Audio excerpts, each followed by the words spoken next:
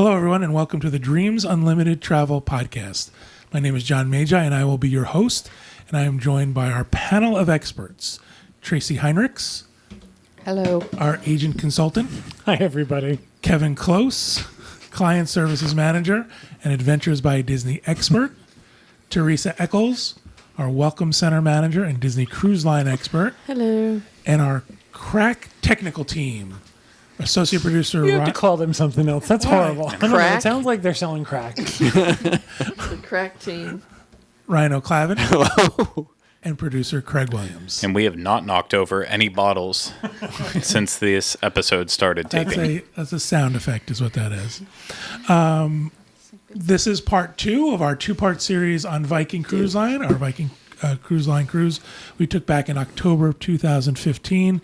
Dreams Unlimited Travel hosted 30 guests on a Viking River Cruise. This was the first time we'd ever done that type of cruise before with a group. We were very excited to... It's the first time any of us had ever done that type of cruise. Right. We were very excited to do it and have everybody come along with us. Some very good friends, people who were friends after the cruise as well. And as I mentioned, this is part 2 of a 2-part series. Last week, we talked about the ship and our experiences with the ship and the food and comparing it to what we were used to with other cruise lines. And this week, we're going to focus on the actual itinerary of the cruise. Kevin, why don't you start with, just real briefly, what exactly was the overall itinerary for this cruise? The itinerary for this cruise was we were leaving Paris and we were going to visit Normandy. And then it would be a return trip. So it was 7 days round trip, start to finish. And one of the things that we were very looking forward to for this Viking River Cruise is we had seen all the Viking commercials that they show, like, before Downton Abbey and things like that. And the ship goes up the river, and it's you see the castles and you see the greenery in the river, and it's absolutely beautiful. So we're really looking forward to that as part of this trip. And unfortunately, we did not have much of that. No matter how many times I read this itinerary, I was not prepared for the fact that there was a lot of time that the boat just didn't move. For instance, we got on the boat on a Monday, and our boat didn't move until Tuesday night. There was a small thing where the ship did a maneuver, so I think that other people could use the dock. Maneuver. But a maneuver. I thought of you when I said that in Paris, too. During those 2 days, you had access to shuttle buses that would take you in and out of the city of Paris. So you had 2 days to tour Paris. There were guided tours, things like that. But I assumed that we were going to get on the ship and it was going to sail for 3 days, and then we were going to stop and it was going to sail back, and we were going to see the French countryside. We did get a little bit of that, but on this trip, there was a lot of time where we just stayed. The itinerary for this trip, I'm going to give you them by days. There's 7 days. The boat docks in Le Pec. Le Pec is a very posh suburb of Paris. So it's Le Pec. That's day 1. Day 2 is Le Pec. Day 3 is Vernon, or Giverny, where Monet lived. Day 4 is a sailing day, and you end in Rouen, or as they told us over and over on the ship, it's pronounced Roll. And on day 5, you are still in Rouen. Right. And that's the day you take your tour to Normandy, but Normandy is 2 hours away. Day 6, we went to Les Andelys. We'll get to that eventually, but I want you to know this was my favorite day. And on day 7, you return to Paris, but you return very early. However, there's no rush to get off the ship. You get off when you get off. They kind of tell you when to get off if you're taking the shuttle back to the airport. But there are guided tours that are available on day 7 also. So it doesn't mean that your vacation actually ends until you have to go to the airport. So that's our itinerary. And the days that you're in port, Viking Cruise Line offers excursions. Some of these excursions are get on a bus and go places, and some of the excursions are local. For example, in Le Pec, on one of the days, it was a walking tour of the town. Mm-hmm. There was a little town in Le Pec, and we chose not to do it. There was also a cable car which took you up to the top of the hill. So your days are, there's stuff to do in each port. There's things you can actually do. We've got some pictures of Lepec that we took sort of from the boat. Unfortunately, it's not. That's actually a nice shot. That's off the back of the ship from our stateroom, and you can see the river.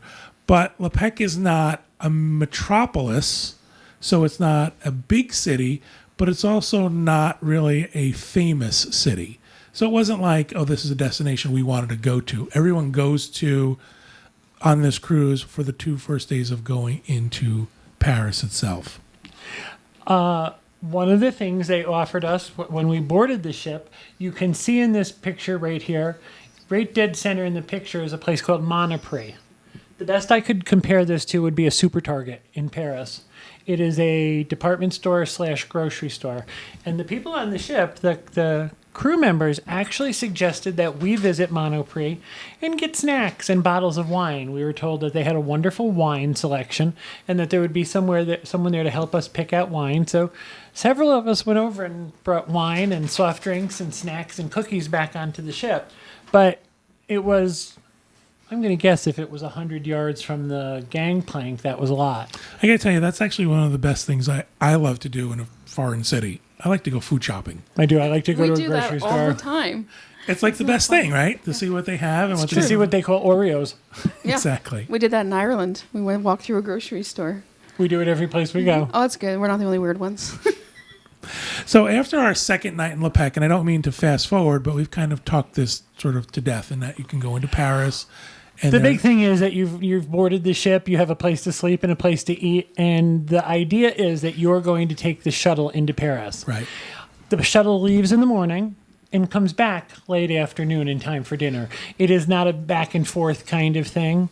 If you want to come back on your own, you don't want to spend the whole day there, or you want to depart later, they would arrange a car or a taxi for you, but it was about 60 euros to get in or out of Paris. Yeah, it was a bit of a distance, so taking their free transportation was definitely the way to go. So if you were doing, like I see one of the days here, they have a Paris city tour, and it's a half-day tour. So you could tour the city with them for half a day, and then have the other half the day before the shuttle returns. Right. And that way you could kind of see what you wanted to see in Right. Paris. You could go and you could do shopping, or you can go to a cafe and hang out in Right. the cafe. Always had suggestions of what to do. The staff was very accommodating, trying to help you figure out what your day would be. So you were never really sort of on your own. And There were people in our group who had very specific Yeah, absolutely. things that they wanted to do and see. And the concierge helped them arrange transportation, arrange tickets. It was your time. They offered things for you, but it was your time. so after our second day in Lepec, this was the first time the boat actually moved from one place to another. So that evening, I think it was like 3:00 in the morning. The boat was there, over past midnight. And at 3:00 in the morning, the boat moved. And it was kind of anticlimactic because we thought, oh, we're going to get to see the countryside and the boat's going to move and it's going to be beautiful. Well, it was at night and we were asleep. So you woke up the next morning and we were in Vernon. So by like the end of day 2, are you wondering, does the boat really move? Were they like... I think what had happened was at the end of day 2, we were so anxious for it to move that we couldn't wait. Right. I think we did something. I don't know that I would recommend what we did. We had 4 nights in Paris Right. before the start of the cruise. For us, the start of the cruise was kind of anticlimactic because we had just come from 4 very busy days in Paris. Right. So the idea, and we were right in the center of Paris. So the idea of now getting on a shuttle bus to go back into the places we had been, that was our doing. Right. There's enough Yeah. time to see Paris. It's not like you get into Paris and the boat leaves. We had enough. So somebody flying in for a week who maybe added a pre-night, maybe didn't, would really appreciate those 2 days. There were several to tour Paris. Right. Right. Lauren and Jerry Box, who travel with us Right. I frequently, talked to Lauren after. they flew in that morning, but they enjoyed getting on the shuttle bus and seeing Paris for the 2 days. So they had 2 days to go and see the things they Right. wanted to do. If we had known this, we wouldn't have spent so much We time. wouldn't have added 4 days beforehand. Right. And I did an amazing amount of research on this and still didn't know this. So Just to back up real quick, we booked our pre-nights through Viking. So our transportation was included from the hotel. Quite a few people were staying in our hotel. We filled the bus. So that was very convenient. Walked out of the hotel, got on a bus. They drove us to the boat. Did you compare pricing? So like when you did that, and you booked with Viking, and it was probably a convenience thing. But I'm just wondering how the per night would compare to booking did. it on your own. I would suggest you book nights on your own at a hotel of your choice and take a taxi. Yeah. I think we paid for a convenience that wasn't. Sure. That's typical, As- though. However, if you are That's not looking- unique to Viking. However, if you're looking for that all-inclusive experience, Right. that's what you got. You Now, know? there was a concierge in the lobby who helped you with plans for your days. There was a Viking representative. Ah, Oh, I'm okay. sorry. I meant to say that a Viking Oh, concierge. okay. Well, Was that he changes dressed things like a because there's Viking? value in that. There There is. was. There is. Sorry, It's- say again? Was he dressed like a Viking? No. He was the most annoying human being I've He ever met in my was. entire life. I won't say his And name. if he's listening, they apologize. No, we don't. Okay, so Because- I'm looking at your little daily little. Can I back up one more thing before we Okay. go? So part of the pre-nights with the Viking representative there were Paris tours. So there was a walking tour of Paris that was offered for folks if you wanted to meet in the lobby. Right. So there was a value add to that. I also, see. breakfast was included Right. in your pre-night. Which is unique because not a lot breakfast of was European 45 hotels euros do. a person. Right. Right. So Okay, so there was certainly value in doing it with Viking. I believe there was value in doing it. So it's kind of like your vacation started Right. that I day. would say for John and I would not do this again. I had my own plans. Right. And I would have gone someplace and gotten a croissant with some Nutella. Right. A $40 buffet breakfast, while it was very nice one day, wasn't necessary each day because. You're also very comfortable in Paris. Right. So, like, I would think, imagine a river cruise that starts in Prague. And now you've added a couple pre-nights. And you've got the option of doing these city tours. I You've thought got when the you asked option me of a would I do it concierge. again in Paris, Right. other places I would stay Right. with Yeah, the Never right. done. No, I saw it. No, that makes sense. I didn't realize that they had a representative right Yeah. there. That's value. Teresa, you were going to ask a question. Yeah, okay, so I'm looking at your little day 3 itinerary. Every or day we got a little every day planner, just like any other planner. cruise. So you had a choice of 3 different breakfasts: cafe breakfast, continental breakfast, or a breakfast. Right. So you get day 3, we arrive in Vernon. And Vernon. And you have That's the next place. that's the next place. Vernon was Vernon. Vernon. And this Vernon. is a big deal because this is the day that the excursion is to Monet's house Yes. and Monet's gardens. So Did you go? we did. Okay. But the reason why there's 3 choices is because they wanted to make sure that everybody had an opportunity to eat before they got off the bus Okay. and got off the boat and did their own thing. So some stuff was offered, faster There up were in the these- Aquavit Terrace we These talked 3 about. choices were available to you every day. The continental breakfast was out 24 hours a day. There was coffee, there was tea, and there was always cookies or croissants or muffins. That was available. There were 2, one on each side of the ship. That was the cafe breakfast. the cafe With the breakfast. pastries and the coffee. Yes. That was 6 to 11. 6:30 to 9:30 was the continental. Continental breakfast was, I apologize, I had it backwards. That was in the Aquavit Terrace, and then breakfast was in the restaurant. Right. The Which dining was- room. Something The for restaurant. everybody. So let you have the choice of if you wanted to sit down or if you wanted to grab something Yeah. fast and get off the And every ship. day had its own cocktail, just like other cruises we've been on. French Connection or the Viking cocktail. Tell And me there about was- Bobby. There wasn't a lot of that. There wasn't a lot of that pushing on this Really? cruise. No. You're not being nickel and dimed here. No. You're paying up front Who's for an Bobby? inclusive Bobby was experience. your onboard musician. Oh, there was a wonderful gentleman who played. Piano. Danced through the decades with your onboard musician. Some of our Bobby. group loved it. Every night went upstairs and enjoyed his music. Some and of our group joined in. sang. Val Was he did, there? didn't Was she? it the same No, day? No, we're talking to you, Cynthia Lund. I did not hear her, but people raved about her. She actually had a beautiful voice. So we're in Vernon, and we had decided to do this excursion. This was the excursion out to Monet's house. And as Kevin mentioned on the previous show, because there were so many people, there's multiple buses. They were very, very nice to us. They knew we were one big group, so they made sure we all stayed together on one bus. So that was very nice of them. And they also said, when we get there, there's going to be a bit of walking. And we're going to have one special group for folks who can't really walk too far. Or And, walk fast. Or walk fast, or do sort of cobblestoney steps or something like that. This was a lie. bald-faced lie. So you got there and there was no special. There was we were in a separate group. Many of us were from our group. There's several of us in this group, and while the walk was a little bit shorter, it was the same walk everyone else did, and it was far. It was really far because the buses park far away, and you kind of have to do the thing where you walk under the highway. Giverny is a very small town, but it's a very popular tourist destination. So a mile and a half out of town, there's a parking lot for buses. If I knew what I know now, I would have gotten a taxi cab from the bus to Giverny. From the boat. From the boat, excuse me. I took the bus and I made it about halfway. I also have to tell you, I'm a Florida boy. It was about 40 degrees. It's chilly. And damp and cold, and my knee hurt. And I finally said to the man who was leading the slow folks, the folks who couldn't walk so fast, how much further? And he said, about a mile. And I thought, you told me it was a mile and a half to start, and we've walked a mile. I said to him, Gosh. It I would was like far. you to go back. I'm going to walk back to the bus. This is much too far for me. I can't walk this far. I'm freezing. My knees are aching like a toothache. So I got almost 3/4 of the way back, and he came running up to me. And I said, what's the matter? I thought something had happened to John. He said, I'm not sure the buses are there.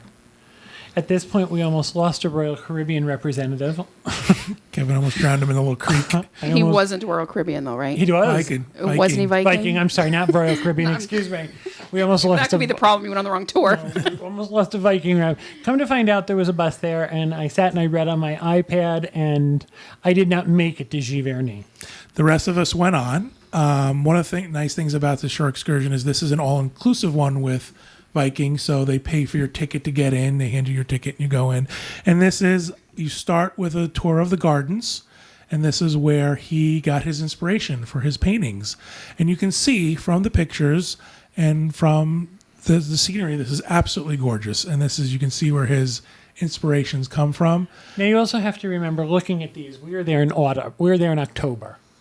So the water lilies are not in bloom. Most of the flowers are There's not in quite a bloom. bit of flowers, though. It was actually very beautiful. Many people in our group enjoyed this very much.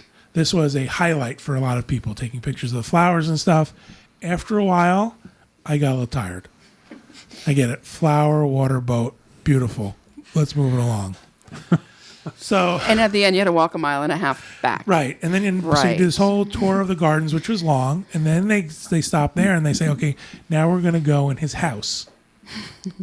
And his house is stairs and tiny rooms and sort of But it was preserved. cool though. Again, some people thought this was the best thing ever.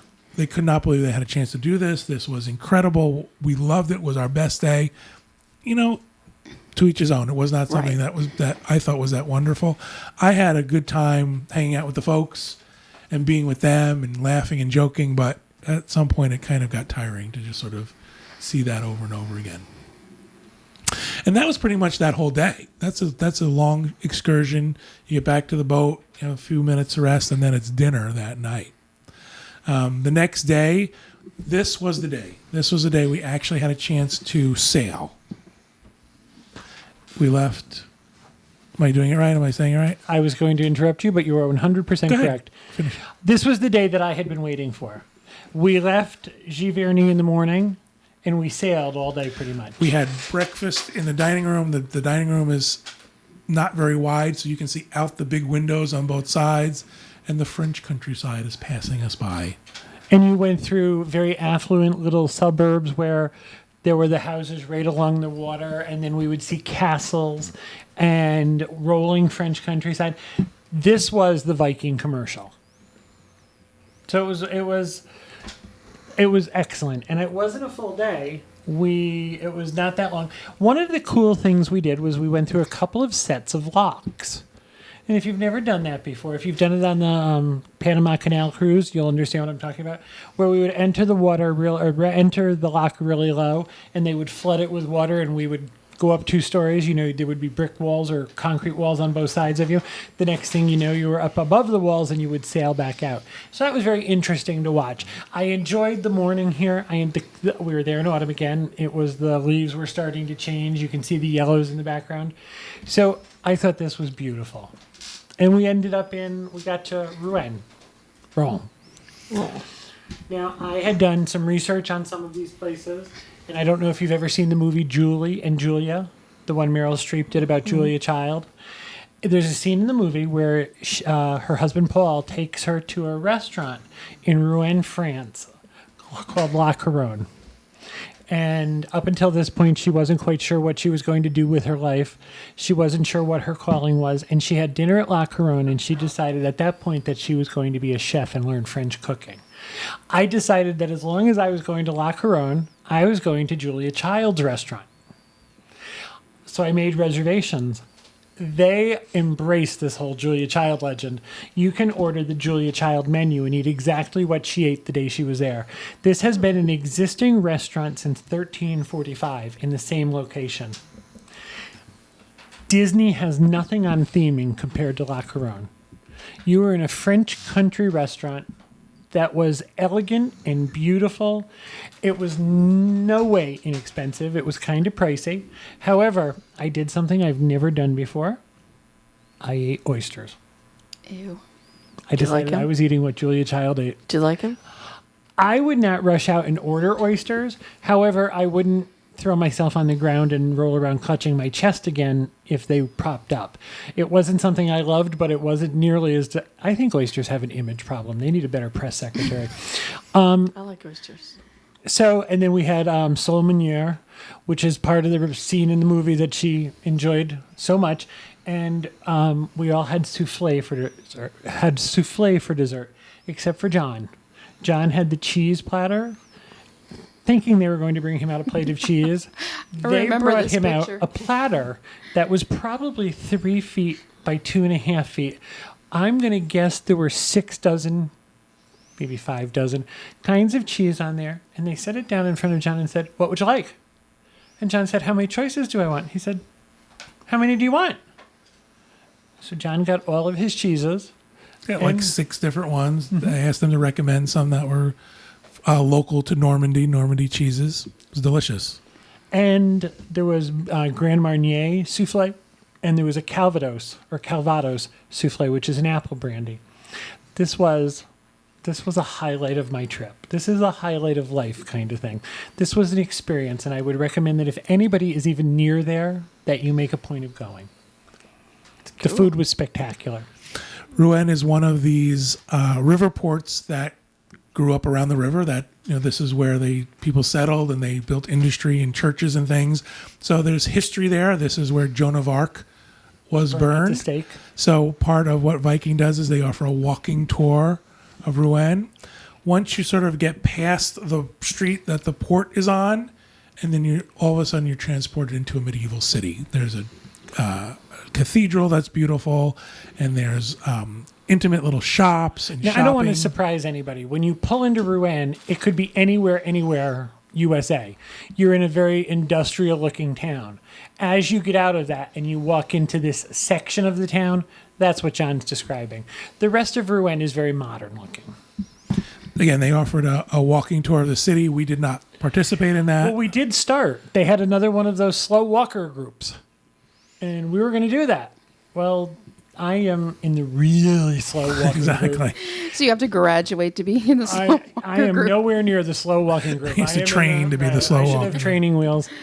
And it started to rain, and the cobblestones were a little slippery, so we fell further and further behind until we just decided that we were going to do this on our own.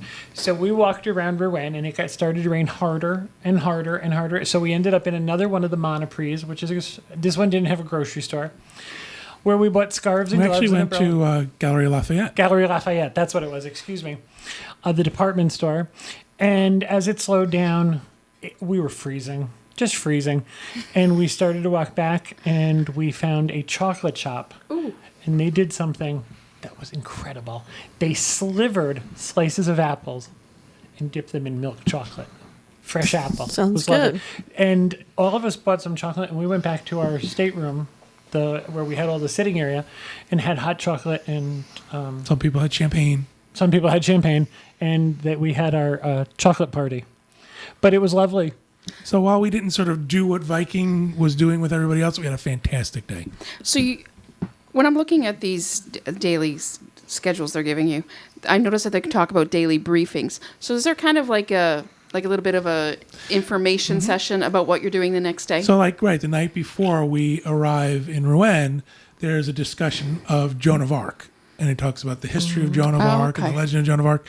And then it puts it into context for you when you're doing the tour and you're seeing. There's also part of that is not just Joan of Arc. It's partly how the cathedral was built, Right. why Rouen was a important military function, what military function it served. It was at a bend in the river where they could defend both sides.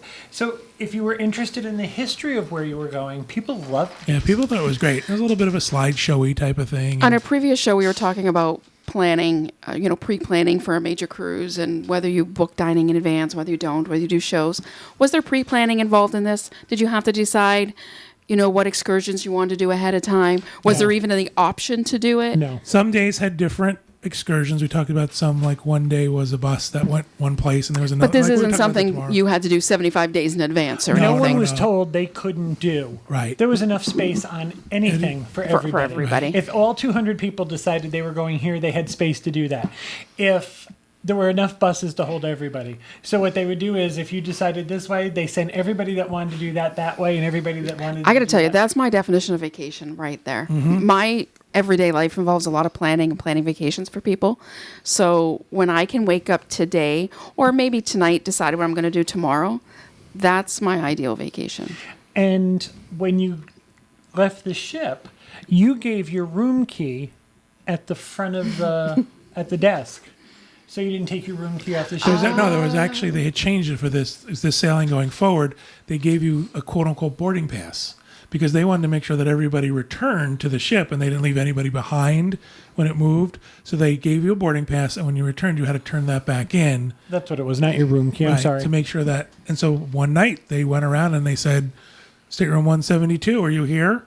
Because they forgot to turn in their boarding pass, just because they don't want to go to the next stop and leave you behind. Leave them, yeah. But I think this is sort of the point of the cruise where it's sort of it was what we were wanting and what we were Right. trying to experience was the sailing and stopping in this city and having the idea of we could go and walk in on our own, going at night, getting a cab and going out to dinner in a restaurant.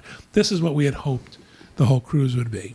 Now, there were people who decided to do none of that and went off in a different direction. And that was fine. That kind of seems like the beauty of the whole thing, It is. that you can decide to or not to, and it really... Now, we've talked about the weather not being great. It was kind of rainy and it was very damp. And people who live up north laughed at me. I live in Florida. 40 degrees to me is cold. It's just cold. So the next day was the day we were going to go to Normandy. Now, the boat stays overnight in Rouen, and then the next day is the shore excursions to Normandy. They had a couple of options. They had ones that were sort of the American shore excursion, and they had one that was more of an international that focused more on the Allied forces more than just the American This was forces. fascinating to me because I know when you were first talking about this itinerary and we were considering it, one of the reasons we've always wanted to go to Normandy, and one of the reasons we thought this may not be the way for us to do it is because we assumed it would be the American version of this tour. And we have, as Canadians, we have a really big history in Normandy, and we have Juno Beach, and we have a great monument there. So that's, I actually have a relative who fought on Juno Beach. And so that's the Normandy I would like to see. And after talking to Lauren and Jerry Box, that's the tour that they chose. They took, yeah. Yeah, and so it was fascinating to me that both were available. Now, one of the things about going to Normandy is that it's not a fun day. This is not, woohoo, we're going to Normandy. This is a very somber experience, a very solemn experience. You're going to a cemetery. You're going to the American Cemetery. You're going to see monuments. We went to the beaches, and so the actual beaches where they landed. It was very, very moving and very touching. But again, it's like one of those things where you think, I have to do this. I have to go see it. But I it can't wasn't. be in this part of the world and not pay Yeah. my respects. Like if you're in Hawaii, And Pearl Harbor. There was a, the word welcome center is the wrong word. Sure. There was a building that housed information before you ventured further, and it sort of built you up into what you were going to see.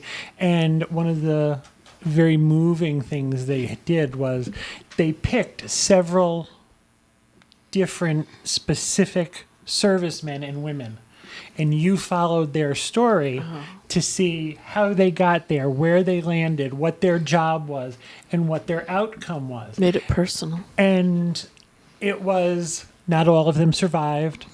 Some of them still come back every year. It was a very, very... I didn't do the international one. We went to the American cemetery. And it is right out at the beach. And I think the thing I took away from it, more than anything, they interviewed a father who is now in his 90s, whose son died on the invasion. And he's buried there. And they asked him, did you ever consider him moving back to the United States? It's going to make me cry. And he said no. He would never consider moving his son. He is on as American soil as any that could be found, even though that American soil is in France. And he is with the people he lived and died with.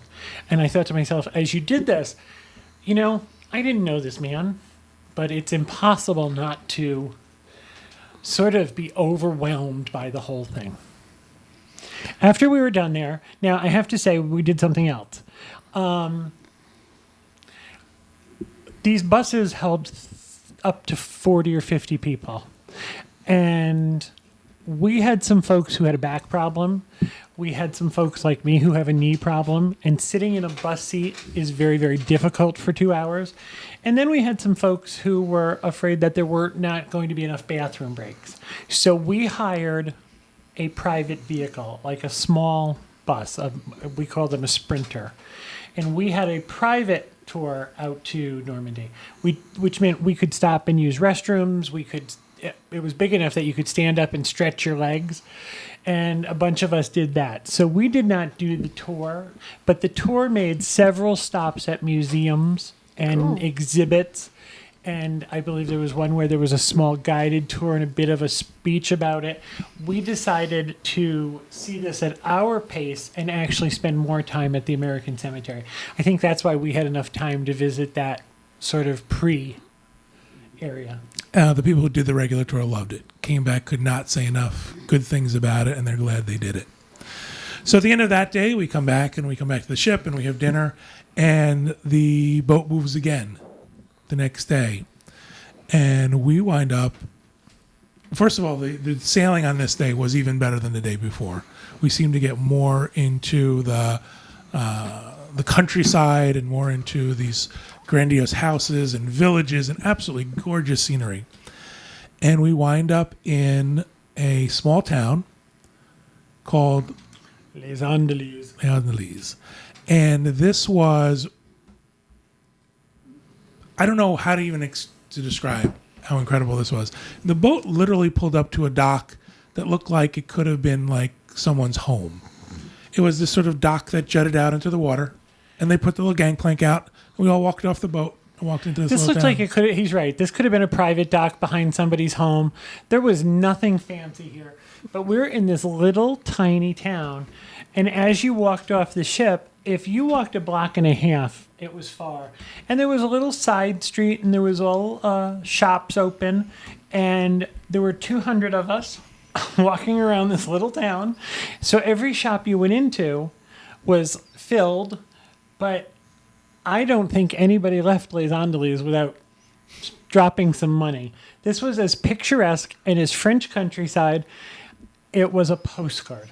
The excursion that day was a walking tour up to the castle. And they sort of prepped us because by this time, they all knew us on the ship. And they all said, listen, there's a lot of walking and it's steep. Like so steep at points, you have to sort of pull yourself up with a rope. Oh, okay. That's how steep it is. And we obviously said, no, thank you. We're not interested.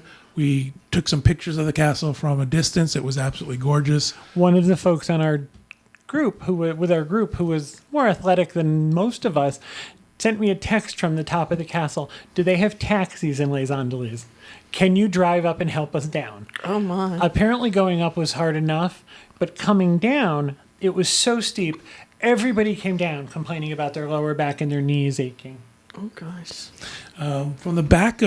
From where our stateroom was, we could see a bit of the shoreline. Actually, a lot of the shoreline.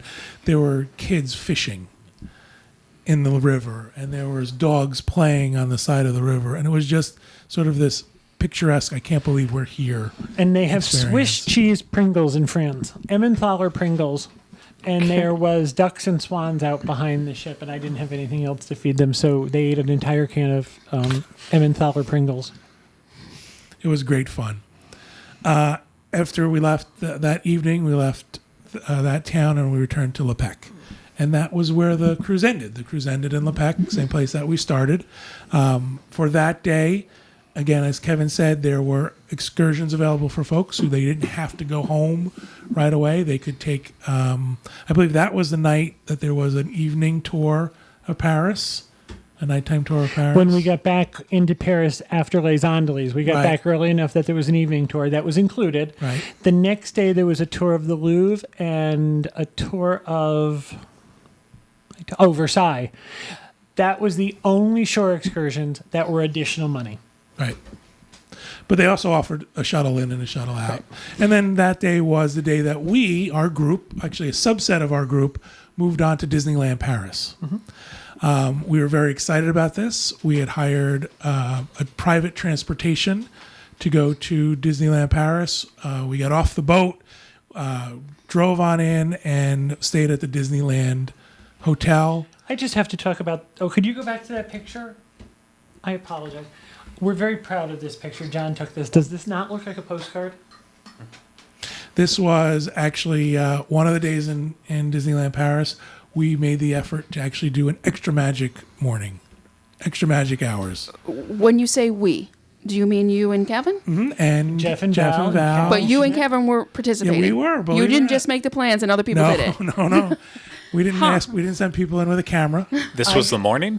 This was early morning, 3 hours before the park opened. Now I have to tell you, I got up for extra magic hours and threw a hissy fit until 10 o'clock. There is not a place in Disneyland Paris to buy a cup of coffee before the park opens. No, there's not. Well, I think the most amazing part about this is I never seen a picture of a Disney park where everyone's wearing winter jackets walking around. That That's was incredible. And that's what we did Disneyland Paris this year for the first time, and we were there in September, I think. And it's like, this is the first Disney park I've ever been in where the leaves are changing colors. It was incredible. It was an incredible It was experience. cool. We loved it. You all have been up north. You could smell autumn in the air. And being from Florida, we don't get that any longer. The leaves were wet and it smelled like autumn. I did not bring a heavy enough jacket on this trip, so I wore the same hooded sweatshirt with several layers under it. It got to the point where I was apologizing to the people I was with that I was wearing that sweatshirt again. However, it was the only thing I brought that was that warm. We actually had a break in the weather. At one point, it got sunny and warm. It was beautiful. The one thing about that day was because we decided to go in early, we got some really great pictures. So there's some great pictures of the park as it opened up. This time of year, I don't know why it resonates with the French, but they love Halloween. And this park is decked out incredibly for Halloween. I forget what the number is, a couple thousand pumpkins or something like that throughout the entire park. Just absolutely incredible. Had such a great day, such a great morning to go at our own pace and take pictures and not worry about crowds. For the most part, Kevin and I didn't really ride any rides. We rode a couple we'll talk about, but people could walk on rides and do the rides. Now, for early morning hours, Discoveryland, which is their Tomorrowland, and Fantasyland were open. The rest of the park did not open. That's why the pictures he's showing you are of those things. And then after early morning, early magic hours, we headed back to our hotel and we had some breakfast. We had done something, we had purchased a group package. So for the folks who moved on, we did the room and we did the dining was included. So a lot of our trip was focused on eating because We got sort of the best food package you can get. So we were trying to make sure we got the most Like for our people money. who book platinum dining. Right. And all we did was talk about where we were going to eat next. We were on a half board and felt like we were Right. eating a lot. I We can were on a full imagine board, on the yeah. full board. And again, the full board just meant that we had breakfast and lunch every day, lunch and dinner every day, and a snack, and then breakfast was included with our hotel room. So it felt like we had to keep going. There was a lot of can food. Can you bring up some shots of the exterior of the hotel? The great thing about Disneyland. Is that it? That's it. That's it. The great thing about Disneyland Paris is that they have the one true hotel that is the entrance to the park. Actually, So- the entrance to the park is right in the lower center of this picture, a little bit off to the right. It says Disneyland. That's where everybody entering the park has to go through unless you're staying in the hotel. If you're staying in the hotel, there's a back door where you get your own entrance. Great experience, cool experience. We love this hotel. And Disneyland Paris is set up that everything is really within walking distance. You walk to downtown Disney, you walk to the studios. One of the things, again, a great shot of from downtown Disney. That is our hotel, and through the lobby, underneath of that hotel, you go into the park. Now, there are other hotels at Disneyland Paris that are not as close as this one. This is their Grand Floridian. I stayed at Sequoia Lodge, and I would still call it within walking distance. And clearly, walking isn't part of my regular day, but I would still call it walking distance. You know, between the parks and downtown Disney and where the hotel was. Very convenient. We thought it was great, very convenient. We had a chance to go over to the studios one day. It wasn't extra magic hours or early magic hours, but we went in fairly early.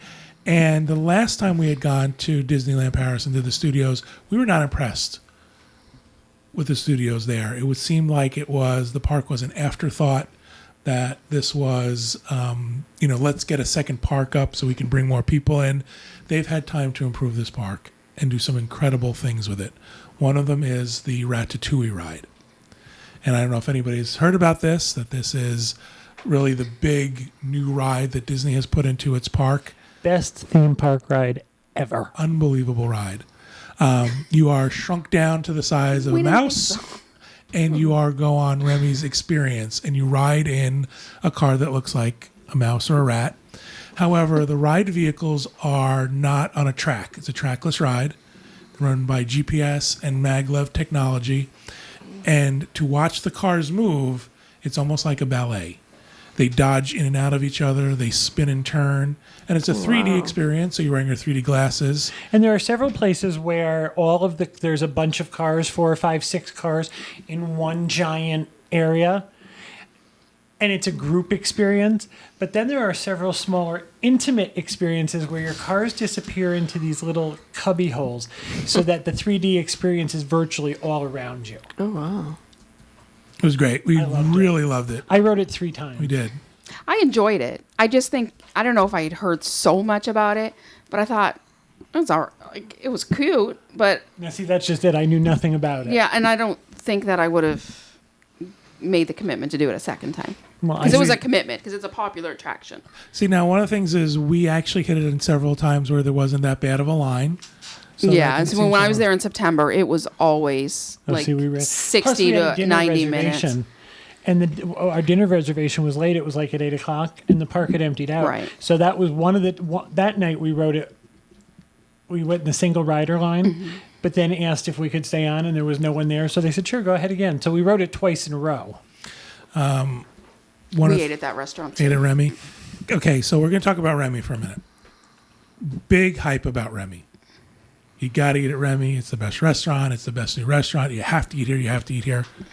We were not impressed with Remy. We actually thought it was kind of bad.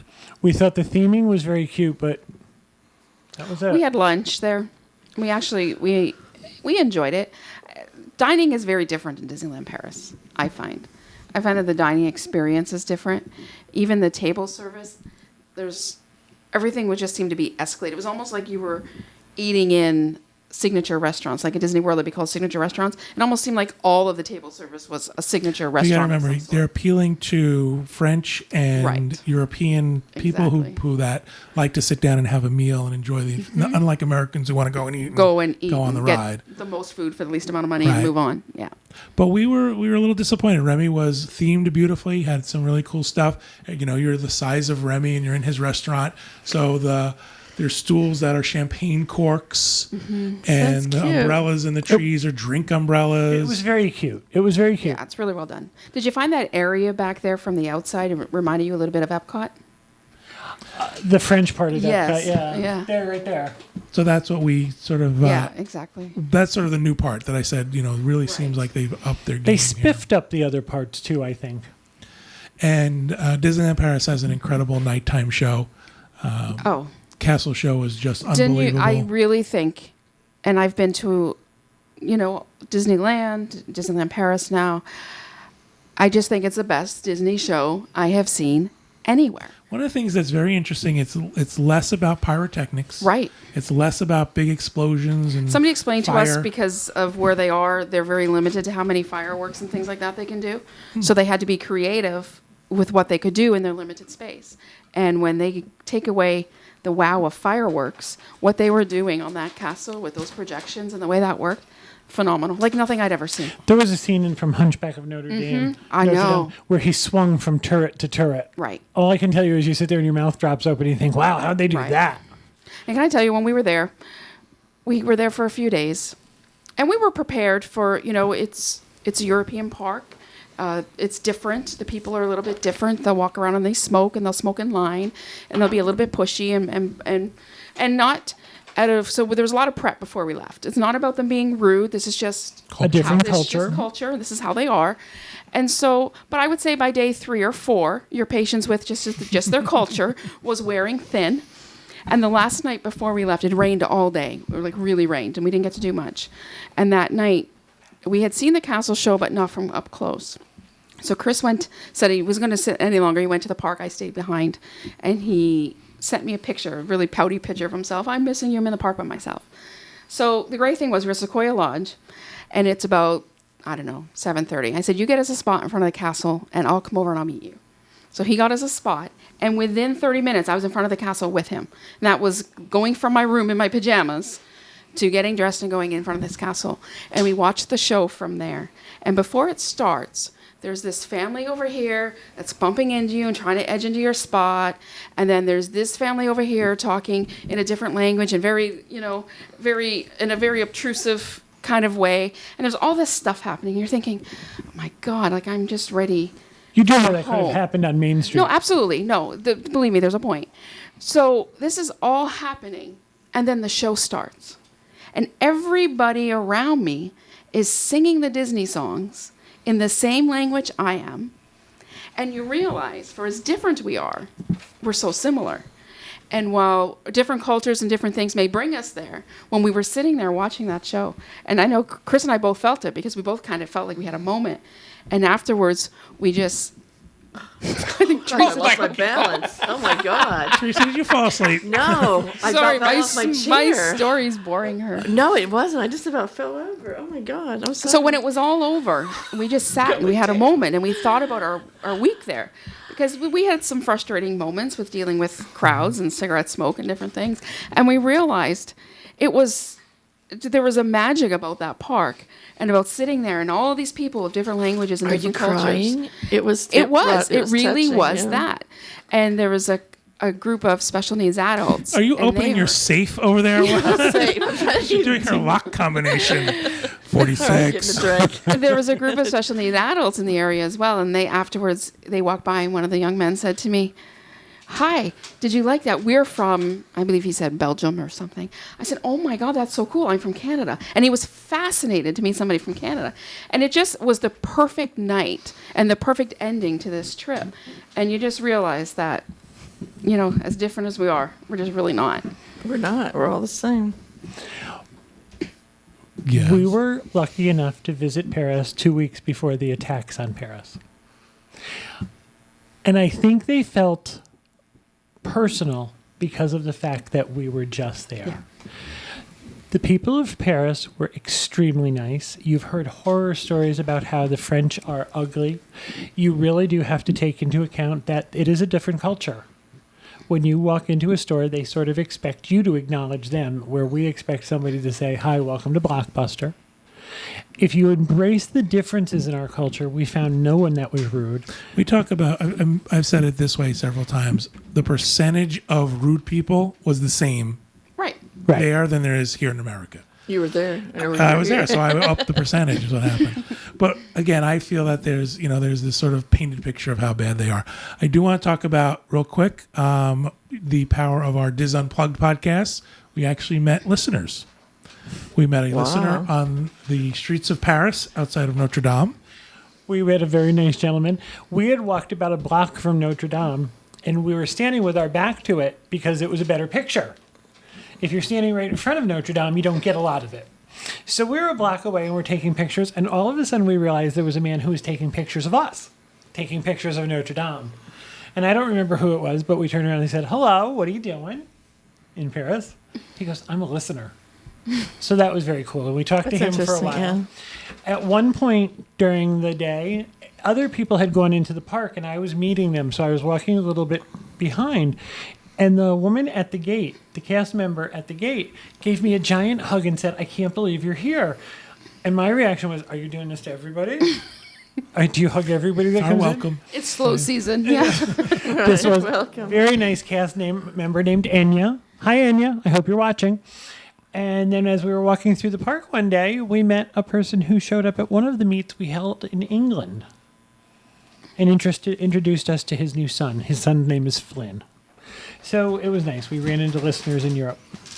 It was great fun. It was a great way to end our trip, the Viking Cruise. It was a nice way to sort of not make it so abrupt. You have to go home. We had a great time in Disneyland Paris. However, at the end of this, we had been away for 2 weeks, and we were all Yeah. a little weary. That was the same thing with it. It was the end of our 2-week trip. We had been to Ireland and England, and we were ready for it to be done. Right. So I was really glad that it ended the way it did for us that last night. We were really ready for it to be done. All right. So that'll do it for our section on our segment on the Viking Cruise, on the itinerary in Disneyland Paris. Each week on our show, we're going to end with a agent spotlight. We're going to highlight one of the agents of Dreams Unlimited Travel who wasn't able to come to our show and be here live in the studio. And if this is your agent, hopefully you can put a face to a name. And this week's agent is Kristen Turner. And Kristen is from Kansas City, Missouri, and has 3 small children with Disney-inspired names. She's been at Disney at all times in her life, from a small child, teenager, graduation, honeymoon, while pregnant twice, and with small children. Kristen specializes in Disney vacations as well as Universal Orlando vacations. She wears those ears all the time. She does. And she looks like a Mouseketeer She like does. that all the time. Sweet, sweet. She's a sweetie. So if you're interested in getting a vacation quote from Kristen, you can write to her in the email address listed on our site. Didn't she drive a car with mouse ears on it or a tail or Yes. something? She has it decorated like Mickey Yeah, or that's what I thought. something. She's Yeah, into it for sure. she does. Well, that'll do it for this show. Thank you, everybody, for listening. Thank you, everybody, for watching. Thank you guys here on the panel for participating. I really appreciate it. And we hope you have a great week, and we hope you have a great vacation.